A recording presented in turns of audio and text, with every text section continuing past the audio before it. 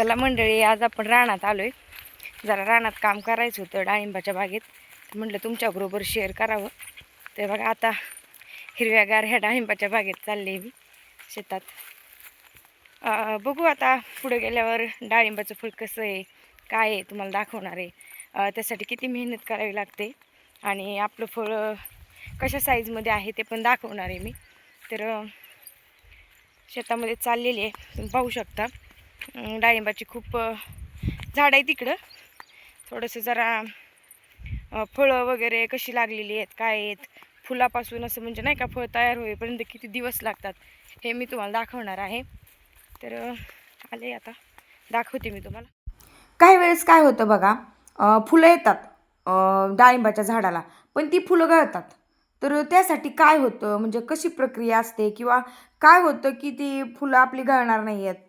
तर त्यासाठी औषध नसते, ते निसर्गातूनच असतं. ते म्हणजे माशी. मधमाशी आपल्या झाडांवर फिरली पाहिजे, तरच मग सेटिंग होतो, माल आहे तो बागेवर. असं तर आमच्या घरच्यांचं म्हणणं आहे की बाबा आम्ही तर ते हे केलेलं आहे, निरीक्षण केलेलं आहे. जर अशी बघा तुम्हाला दिसत असेल ही मधमाशी, तर अशा मधमाशा जर फळांवर बसल्या किंवा फुलांवर बसल्या तर त्या झाडावरती माल सेटिंग होतो.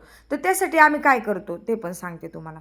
बघा, रेडीमेडसुद्धा मोहळाचे जे पोळे असतात ना, त्या पेट्या असतात बघा, त्या आम्ही बसवतो बागेमध्ये.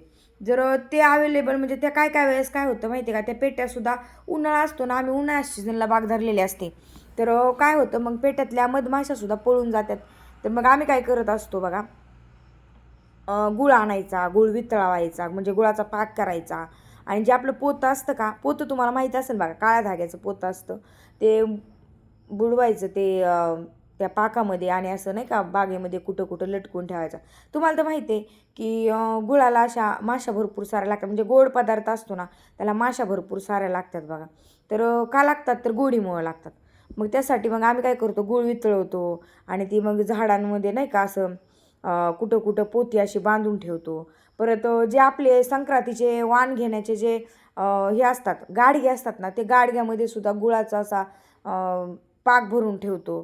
तर ह्याने काय होतं की मधमाशा म्हणजे आपल्या बागेकडे येतात, कारण गोडीचा विषय चाललेला असतो. जिथं गोडी असते तिथं ह्या माशा बसतात, मग मधमाशा असो किंवा साध्या माशा असो. तर त्याने काय होतं, बाग सेटिंग होते. तर आमचं तर म्हणणं असं आहे की ज्यावेळेस मधमाशीने फुलांचा वास किंवा त्याचा रस पिला जातो त्यावेळेस बाग सेटिंग होते. तर बघा किती मस्त सेटिंग झालेलं आहे, एकदम छोट्या म्हणजे आणखीन पण आता म्हणजे सेटिंग तर बाग आहे आपली, पण आणखीनसुद्धा जर फुलं निघली ना की डायरेक्ट सेटिंग होते. तर पुढं शेंडाला म्हणजे ते फळ येतं बघा असं, जे झाडाच्या ह्याला येतं ना, लाकडाला आहे बघा असं. तर ते फळ थोडं असतं, पण शेंडाला येणारं फळ भरपूर सारं असतं.